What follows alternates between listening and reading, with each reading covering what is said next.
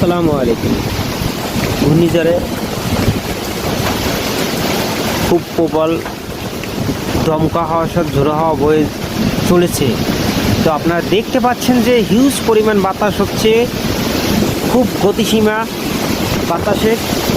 তো দেখেন আপনারা কি পরিমাণ বাতাসের চাপ দেখতে পাচ্ছেন আপনারা। আসলে আমি বলবো এটার ভিতরে এই বাতাসের ভিতরে যদি কেউ বাইরে বেরোন তার বিপদ অতি নিকটে চলে আসবে। তো আমি মনে করি যে আপনারা সবাই নিরাপদ স্থানে থাকুন। তো সতর্কতার অবলম্বন করুন। সতর্কতা থাকলে আল্লাহ তাআলা সবাইকে সেফটিতে রাখবে। তো আপনারা এই কাজটি কেউ ভুলেও করবেন না, যে ঝুঁকিপূর্ণ হয়েও আপনারা ঝুঁকিপূর্ণ জেনেও তারপর আপনারা কেউ বাইরে বেরোয়েন না।